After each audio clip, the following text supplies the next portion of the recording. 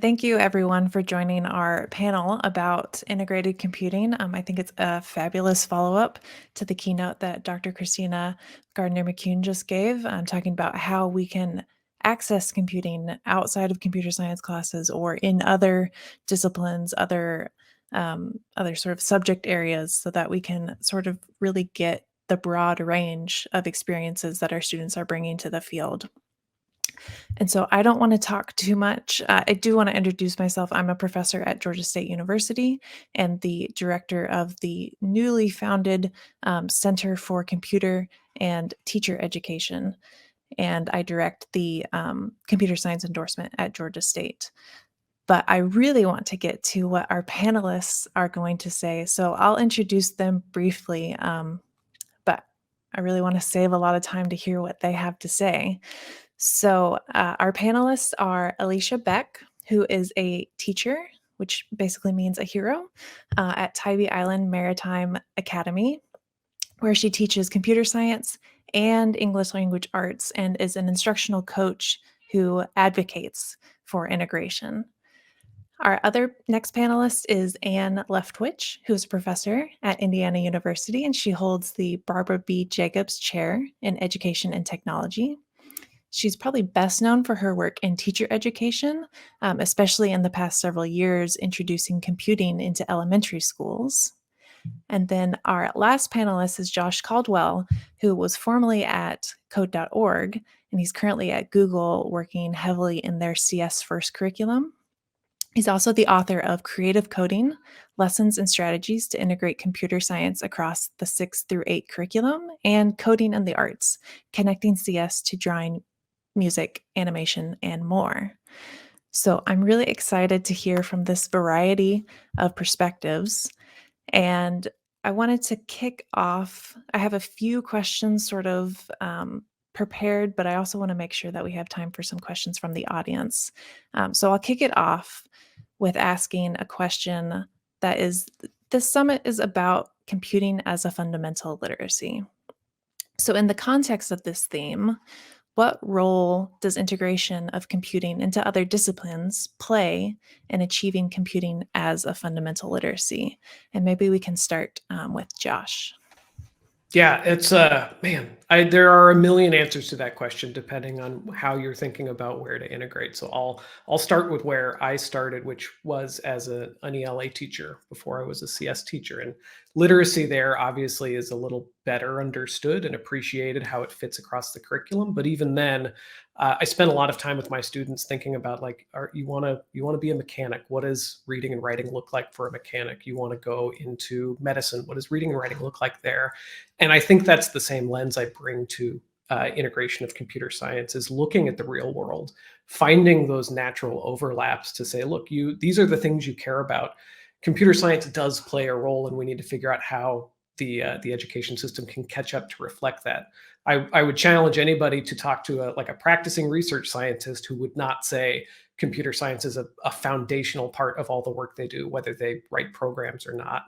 And that's one example, right? There's lots of ways that we can look at just the real world and the ways in which we're not teaching in a way that reflects the real world and the role that computer science plays there.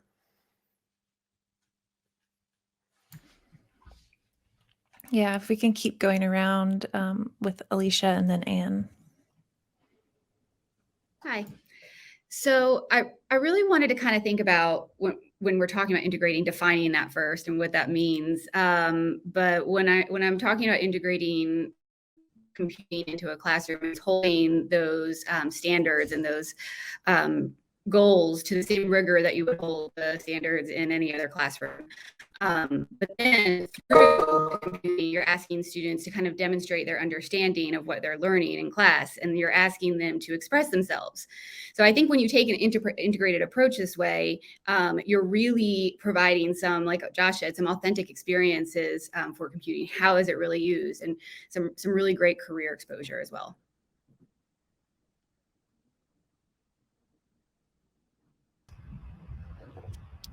And so I think for me, the literacy piece of it is really that and I talk about this a lot with the elementary teachers that I work with or provide PDs for, that our elementary students can really be left behind if they don't have this literacy, meaning that there was a really interesting study done in 2013 that looked at how likely certain jobs were to be replaced by AI and computer science.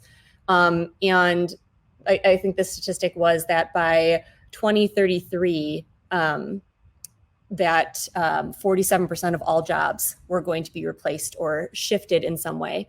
And for me, I have a second grader, or I have 2 second graders and a 4th grader. And that was by time that they graduate from high school, these things are going to shift and change, and that 47% of the jobs would be replaced. So for me, I feel really strong urgency as we're talking about CS literacy, that it's really going to be a part of not just all jobs, but also a heavy part of our society and how we interact with things, how we look at things. And so if we're not preparing our students for this CS literacy, I'm really nervous about all of their abilities to be able to interact with society and shape things, and then also shape the communities in which they live. So I think as we think about different literacies in other disciplines, the important piece is how will they be able to contribute, or how will they be able to function in our society? And so I think CS has to be a piece of that in order to prepare them, again, not just for jobs, but also for interacting with society. Thank you. So the next question that I wanted to ask was about, beyond the role of students, how does integration of computing affect sort of K through 12 as a system? So most of the time when we talk about integrating computing in K through 12, we're thinking about what are the learning outcomes for the students. However, integrated computing can be a great tool for teachers as well. So how do you see integrated computing related to the practice of teaching, especially outside of a computer science classroom?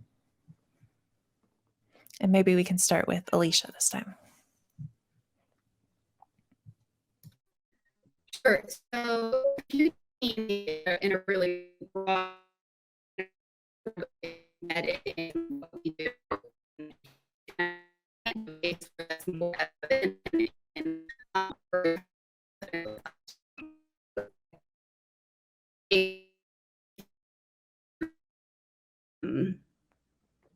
that I thought of immediately is you walk into a kindergarten classroom and you see student patterns all the time.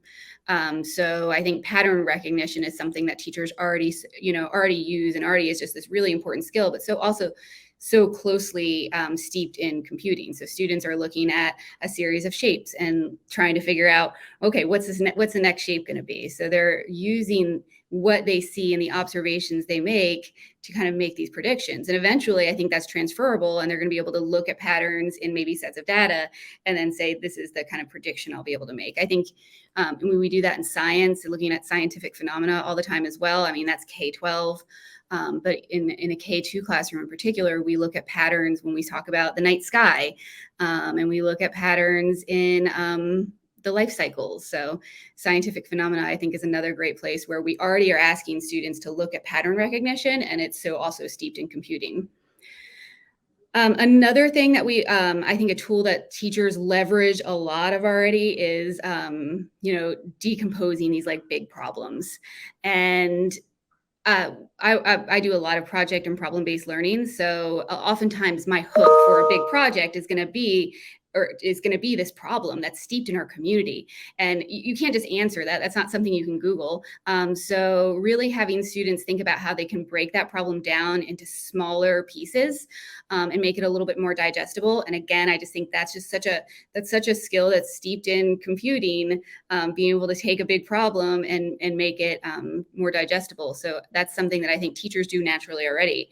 And even if you're not in, maybe if you're in a more traditional setting and don't do a lot of project and problem-based learning, we already do a lot of this too when we talk about students, let's say setting up an experiment in a science classroom, right? They have this big experiment and question they have to answer, but then they have to break it into smaller steps in order to get to this, in order to, prove their hypothesis.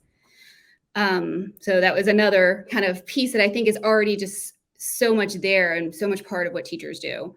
And I think the last thing that I thought about, and this comes from this is the English teacher in me, is abstraction, right? We're trying to find the most important information in something. So, I taught Comp Lit, and one of the biggest things we do there is we're reading complex text and we're trying to answer questions. We're trying to compare it to maybe artwork or to form an argument or an opinion. So how can you take this complex text and bring out the pieces that you really know that you need to distill it down to in order to be able to answer a question? And we do that K through 12. I mean, everybody's looking for, answering questions within text, or even as something as simple as answering a math problem, a word problem. What are the important details that you need to find in a word problem in order to answer the question? So, I think these are all things that teachers do naturally. I don't know if teachers always equate that to say, hey, I'm doing this computational thinking with my students here. But I think that could be really cool if that's the shift that we take, where we start to ask teachers to say, hey, let's get a little meta with this. Let's have our students think about the process and the way they're learning, step back from that and make these connections. And I think what that would do eventually is help students kind of see the algorithms around them, right? Hey, that's AI. Like, all of a sudden, students, I think, are going to get better at recognizing the things that are informing their lives. So I think there's a lot of possibility there. But again, I just think that computational thinking and these kinds of patterns it's steeped in what we do. Absolutely. Maybe we can go to Anne and then Josh next.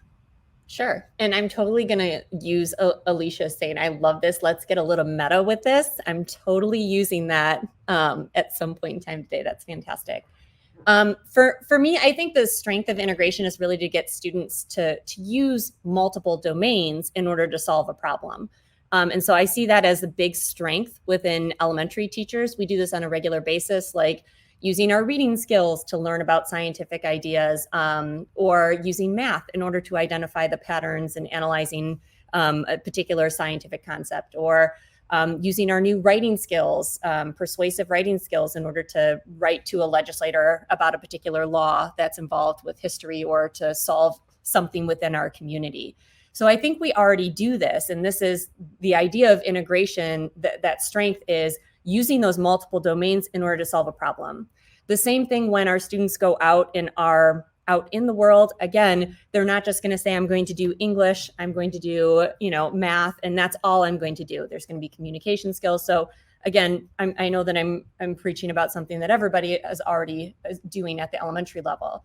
But so I think as we're thinking about, again, computing, it's how can we use computers in order to solve problems in the real world? And that's what we're trying to prepare our students to be able to do.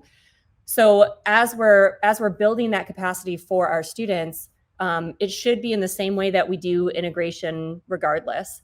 Talking about like, well, if we were going to develop an app, what would it look like to solve a problem like this? Or if we were going to figure out like, what would a robot be able to do for you here with all these different pieces? What would the ethical concerns be around that? What would like the social emotional learning pieces be? So I think that computing and computer science provides us a really great opportunity to kind of take integration to the new century, right? Like to become a little bit more futuristic in how we are planning our students to solve problems. My take, I think, is very much in the same realm as both of these, right? Like there is this potential to shine a new, different, novel light on what education looks like. I think, like it's worth acknowledging that the school system that I taught in did not look very different from the school system that I learned in, and I think that's true for the vast majority of our teachers. And because CS has not been a part of that historic structure that like we understand, and sometimes it's hard to break out of our understanding of, it can be the thing that activates it. I think this is kind of where Alicia was leading at the end of her statement, like this moment where, what if it could look like this? An example from my own teaching, like as I was transitioning from ELA to computer science, I taught one student in both domains, and the student was super struggling to learn how to write a 5-paragraph essay, didn't get why it was important, didn't understand the structure. And I was trying to tell him like, well, it's arbitrary, but it's here for a reason. And here's what the reason is. And then the next period we were sitting in CS, and we're talking about function definition, and we're talking about the process of like looking at your programs and finding the patterns and then building a function. And he looks at me, and in the period he goes, "Oh, well, that's like a 5-paragraph essay is a function. Why don't you just say it's a function?" I'm like, "Well, Jesus, yeah, it's like it's this abstraction." And then that got me thinking. It totally refreshed me as a teacher to think, oh, there's this whole different way I could be teaching this that is not only new and exciting, but like it takes something that I didn't like. I don't like teaching the 5-paragraph essay because it's arbitrary and it's based in an old system. But this gives me an opportunity to like deal with the arbitrariness in a way that feels more authentic to students. And those are the moments that I think this integration has the opportunity to unlock for teachers, is to find ways to just like feel fresh, feel reinvented, try something new because they had this different lens to look through. And so I'm actually going to switch the order of the questions up on the panelists from what I sent them, because this conversation around, computational thinking and how it's so aligned with things that we do throughout the school day, and especially what Josh was just saying about providing a different lens. I wanted to skip straight to the question about, does integrated computing necessarily include programming? So there's this debate about whether integrated computing activities need to include programming in addition to computational thinking. So we'll just take computational thinking as a given for integration. But in your experience, what do integrated computing activities gain by including a programming element? And what are the major trade-offs for including programming? And maybe we can start with Josh, since he was talking about this lens. Yeah. I think my answer is different looking at a moment and looking at a system, right? I think if you look at a student's entire experience, programming has to be a part of it. It has to be an important part of it. But for any individual moment, yeah, there are lots of different ways to express yourselves through computing. And I think that's where we lean on programming a lot, right? That's the moment where students get to be expressive, they get to have choice, they get to have personal relevance. And so when we don't use programming as the expression, and we shouldn't always use it, I think it does raise the bar on us to figure out, like, how do I make this authentic? How do I give students a chance to really create something meaningful and relevant if they're not programming? Lots of things that could look like, right? Like it could be designing a UI UX experience. It could just be writing. It could be like looking at a problem and thinking about it computationally and writing up like, where would I go with this? It could be a ton of different things, but I think when I look at a lot of the activities that I've done in the past, that I've seen other teachers do that don't end in programming, sometimes it falls off before students get a chance to see the authenticity. And that's what I think is far more important than like you wrote a program. It's like you did something meaningful that felt real, that was connected to the actual expression of this in the real world. Thanks. And we can go to Alicia next, and then Anne. Sure. So, I think programming is absolutely important to include in the curriculum because it's providing exposure, right? Like we want students to at least know this is out there. I don't think it's for everybody though, but we want to provide these like access points within computing that some students going to find a connection to. And at some point that might be programming, but for some students it's not, but you don't want them to say, okay, I don't want to take that class because I'm really not into the programming part of it. So making sure when you're structuring something that you're showing them all of the sides and letting them find something that they can kind of latch on to and say, hey, I kind of like that. I think that's interesting. But also have some like tacit understanding of what programming entails too. Like they should understand that aspect of it a little bit. So, I don't think the two should be mutually exclusive. Why not treat your students like a software development team, right? If you're solving a problem and then you want them to use computing to solve that problem, you could certainly have some students that are really into the marketing side of it. And maybe they're looking at and analyzing data, but you could also have students that you really want to dive into that programming. And then you have the students that want to focus on the UX and the UI design. And then they all have to communicate and they all have to have some understanding of what's going on between them. And they're all solving the same problem, but they all have that access point that I think that's meaningful to them. And I just think then it's a great way to bring students into your class and making sure that all students are engaged and seeing kind of where they fit in computing. And so I think my concern is always, it doesn't have to have the programming part of it, especially related to the technology pieces of it. Programming is so much bigger. It can be done in an unplugged way in order to make students understand it better. And I think that makes it a little bit less intimidating to teachers as well.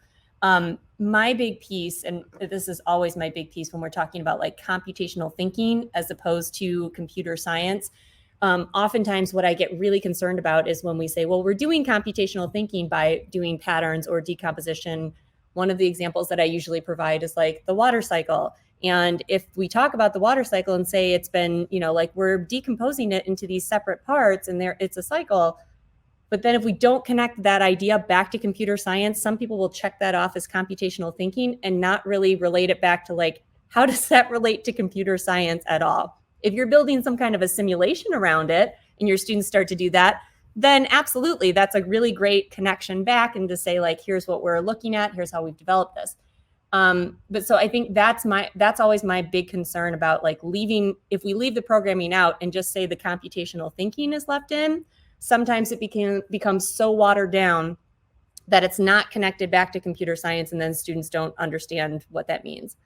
And so again, I think that the strength of CS integration is not necessarily in the programming itself. Like you don't have to use robots, you don't even have to use Scratch.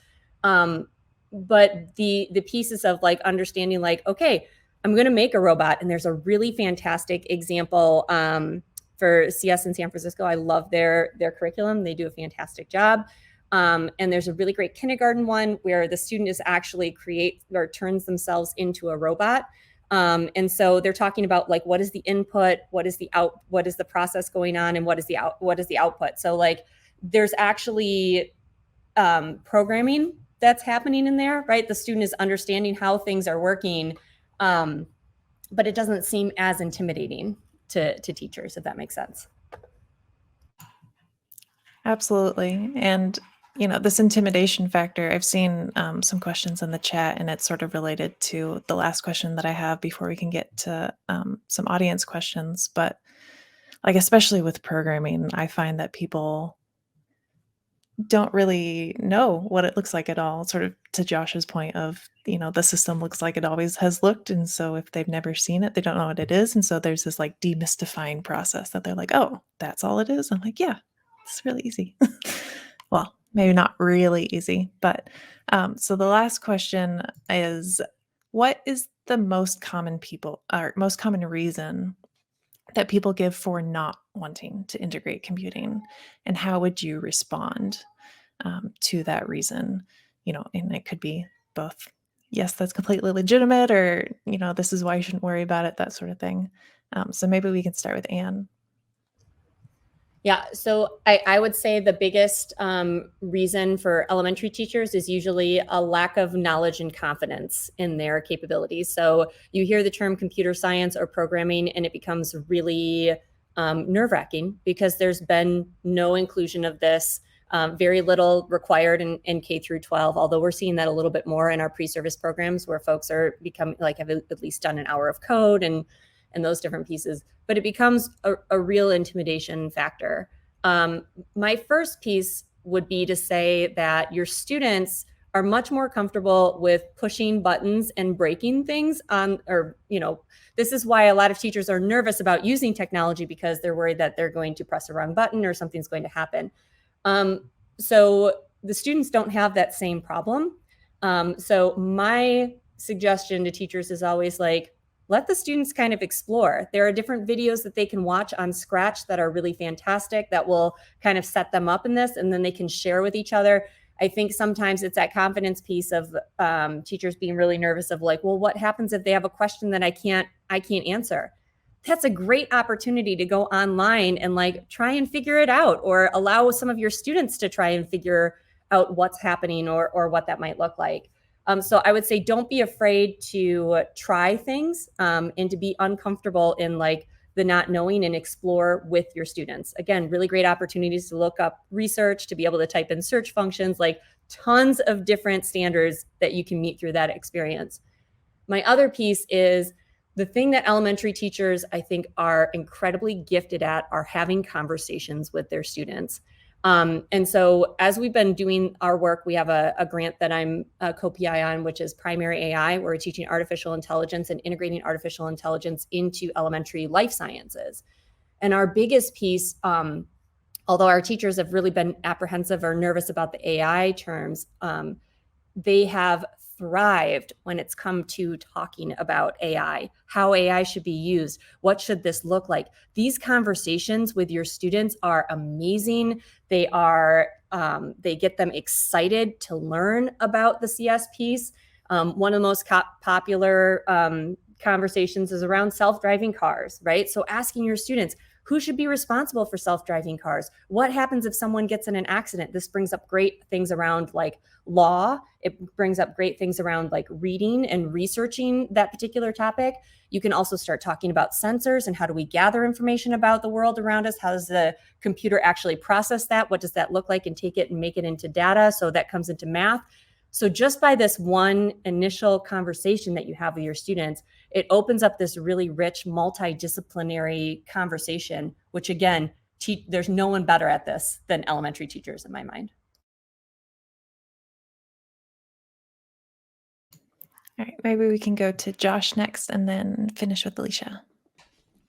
Yeah, I totally echo everything Anne said about everything. I think Anne is a great person in this space, and I'm excited to be on a panel with her.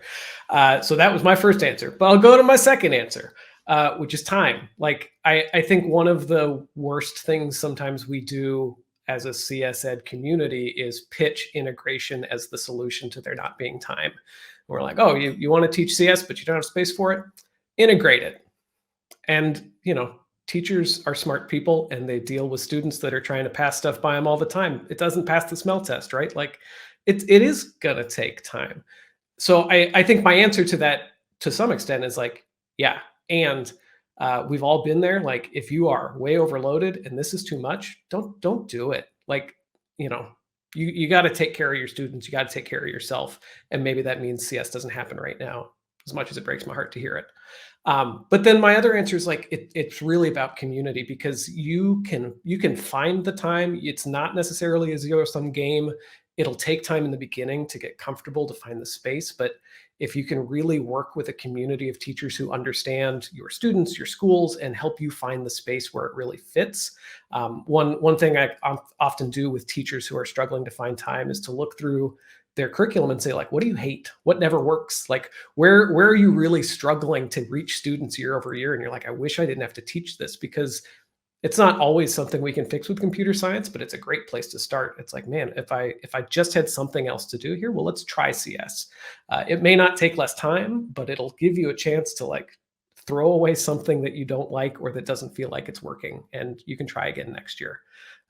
So that's it. And I'm so excited to see all these teachers here, because this is the kind of community we need for the teachers who are struggling. And I would challenge everybody here to think about your schools, your systems, and how you can be more supportive and inclusive, and pull those teachers in, and make a safe space for them to have these kinds of conversations. Because it's hard to go into a space and be like, I don't know what I'm doing, and I'm going to tell you all I don't know what I'm doing. That's brave. So how do we support teachers in being able to have those conversations with the folks who are here, who I'm absolutely certain could help facilitate that time conversation with a novice CS teacher? Yeah, and I just want to interject real quickly that that's also the exact strategy I use. Is I go to our teacher education faculty, and I say, tell me what, people struggle with. Tell me what you struggle with. Like, let's find a solution around that. So I just wanted to sort of upvote that.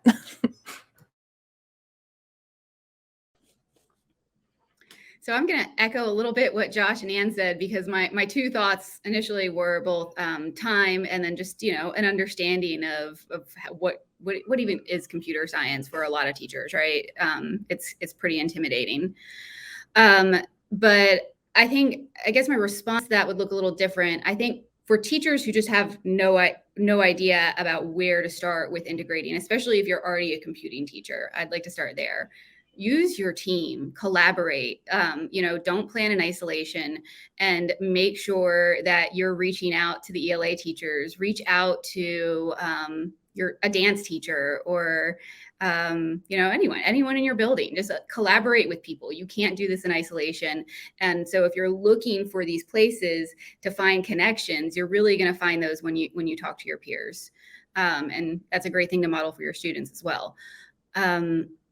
Another thing is reach out to community partnerships. There are so many people out there that want to help, especially if you don't have maybe you don't have the computer science background or the computing background, but finding partners within your community that can help even craft problems for your students to solve, see those authentic experiences, kind of even going beyond just having them come in as a one-off guest speaker, but really making them part of student learning, I think can show some incredibly authentic experiences and be really transformative for the culture of your classroom and your school.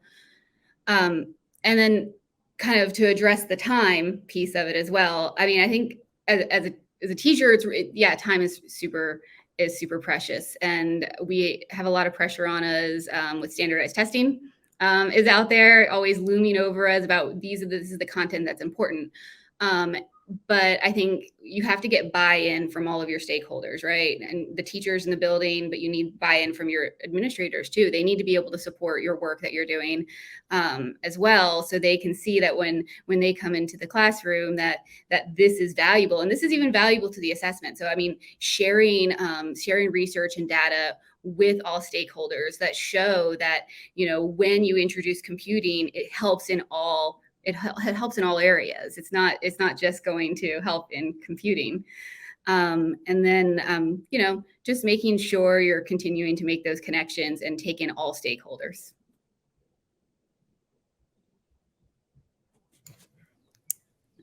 So I am searching the chat for questions, and I see one from Storm Robinson.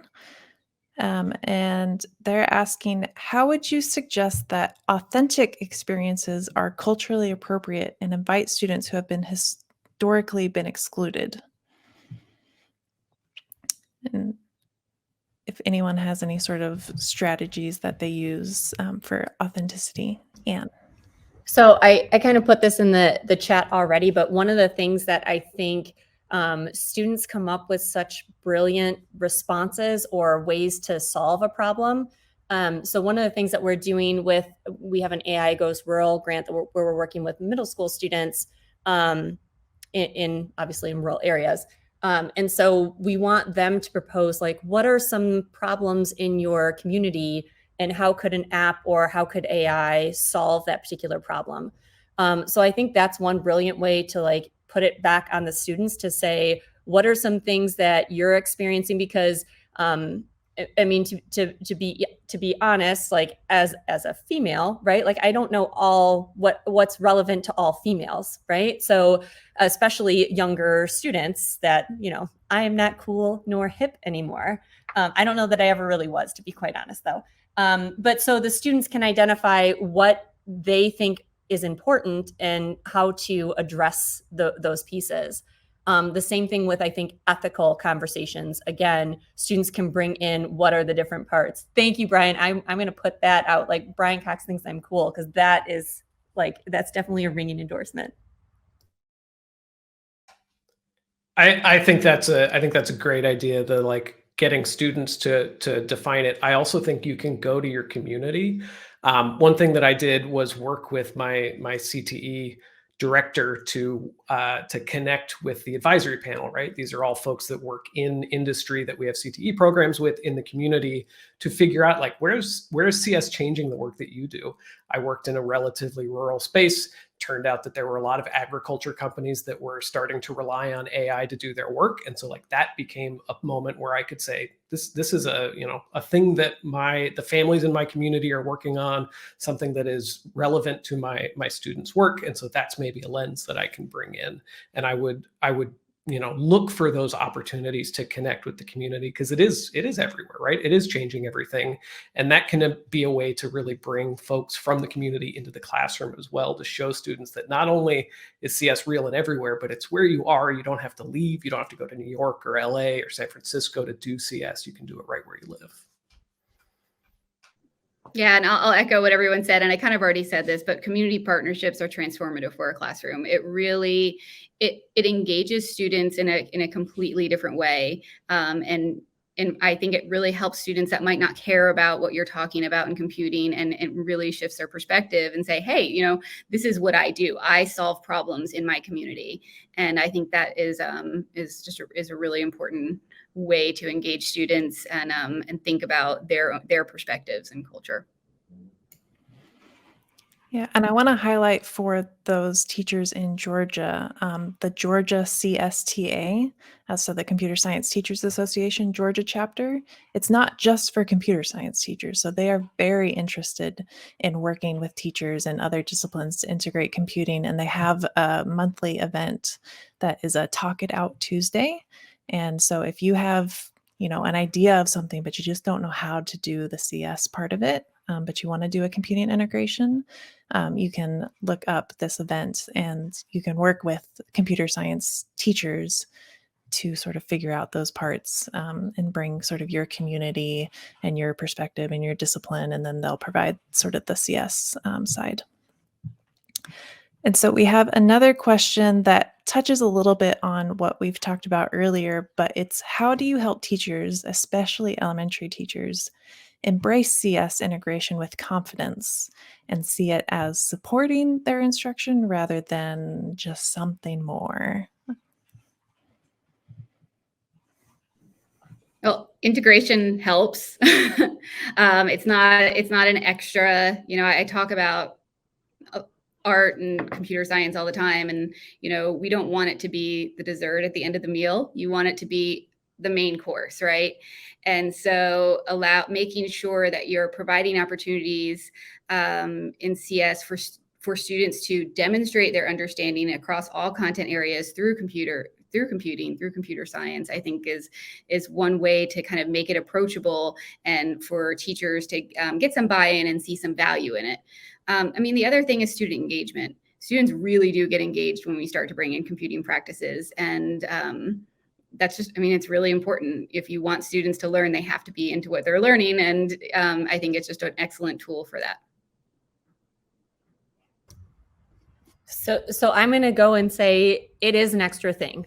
We're asking you to do an extra thing, right? And that it's an unfair ask, but I will say that at some point in time, we have a certain limited amount of time and what things can go in order to be included. So just because it's integrated doesn't mean, oh, well, we've now, saved 3 hours of work and we've scrunched it all into 1 hour. No, that's not how it works, right? It is, we have now expanded that time that you were working on something else to also include computer science. Or there are some ways around that, right? By saying, I want you to read an article about computer science, or I want you to, I think we kid ourselves when we say integration saves time. I don't see integration as saving as much time because, again, we're being asked to do one more thing. And when you integrate, sometimes that will take more time. I think it does better instruction, right? It's, again, preparing them to solve future problems. But again, that would be my standpoint of it is taking more time. We are asking teachers to do one more thing, which is why I think, Josh, you said too, if computer science doesn't fit, do I think it's more important for my kids to have the reading practice or computer science? And as someone that loves computer science dearly, I want them to have the reading experience. But if we can do reading with computer science, then that's fantastic and it achieves our goals. But I do think we have to have honest conversations at the elementary grades of what can we start taking off of teachers' plates if we do really think that this is important. So I think that needs to come from administration. It needs to come from the state. It needs to come from a lot of different places to say, where do we want to start putting our priorities? And as Leanne Gleiser always says in CS for All, we value what we measure and we measure what we value. So what does that look like? How do we kind of set this up to allow teachers to succeed? And I just want to kind of push back a tiny bit on that because I think sure, if you look at integration as being like, we're going to do all the things that we've traditionally done in education and then add this integrated piece, then yeah, that's extra, right? And I don't think there's anything on a teacher's plate right now that we can safely say, oh, let's take that off. Like, oh, students don't need to know how to read anymore. We can take that piece off. I mean, that's not what I'm saying. I think when we talk about integration, it's not what we teach. It's not saying we're teaching this integrated approach. It's how we teach it, right? So we're approaching our curriculum in a completely different way now. It's not like we're looking at this curriculum and saying we're taking this out and saying, here's our integrated lesson that we're doing today as well. That is your reading lesson. You don't have to go back and reteach reading. And that's a hard concept, I think, for some teachers to kind of understand, that it's not what you teach, but integration really is about shifting how you teach something. I would just add to this that I think we should spend more time thinking about the teacher like we do the students, because it is like, even if it's not numerically more stuff in the day, like we find the perfect place to integrate it and it takes the same amount of minutes and teaches both at once, we still are asking the teachers to learn a new way to teach. And that is hard and it takes time and it's like, it takes bravery, and it's something we do to them every year. Like, I still have nightmares when it comes around to the fall of like, oh crap, they're going to bring in a speaker and he's going to tell me, here are all the new things that you need to do this year. Don't stop doing the things we told you to do last year, but do these also. So I do think we should recognize that. And I think the way to approach it with teachers is just like with students, right? Like, let's show them how it connects to the things they're already good at. Let's let them leverage their skills so it doesn't feel totally out the window, right? Like, how do we help them identify the pedagogical practices that they feel really great about in other content areas that apply right here? Like, I think that's really a strong potential in integration, is not just that the content sits together, but your teaching practices sit together. This is something new, but it can build on the skills you already have. And so when you start to feel overwhelmed, like, you can retreat into your comfort zone a little bit and then pull out, right? It's not binary to be a computer science teacher. And I actually like the way that Jackie had phrased it in the chat, that it's not so much like what can we get rid of, but what are we prioritizing as teachers, which I think that's the piece all the time, or at least, again, the teachers that I work with here in Indiana, it's often like, we have essential standards, right? Here are the 10 standards that we're going to focus on out of like all 50 of them. And these are the ones that we're really going to hit and make sure that we work on. Other ones might just be tangentially covered or whatever that looks like.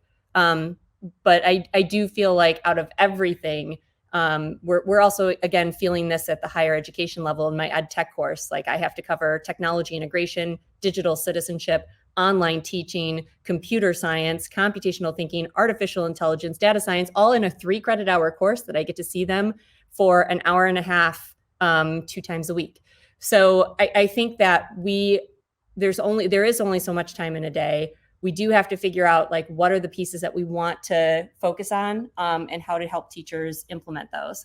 And I think that the better curriculum that we can all develop for elementary teachers and with elementary teachers, where it is integrated strongly, in a positive way, I think that's where I would like to see our field going.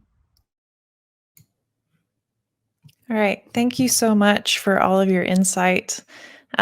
We are unfortunately out of time, but next, as I'm sure Brian will explain, we have some breakout sessions to talk more about integrating computing. Yeah, that's a great panel. I love the back and forth. Like, the differing perspectives help us see the whole picture. So it's beneficial, and I appreciate you all for showing up. You've done a great job answering questions. So for the rest of the participants, we're going to go into some breakout sessions to kind of dig into some of this conversation a little bit more. There are 3 different sessions you can choose. Afterwards, come back to the main stage, because right before we do our lunch break, we'll have another raffle. I also want to point out that during the lunch break, we'll have our networking session. So you can click on that button to the left of your screen where it says networking and meet with someone else that's here and have a quick chat. So go to one of the breakout sessions, and then we'll meet you back here afterwards. thank you all for the panel. It's phenomenal.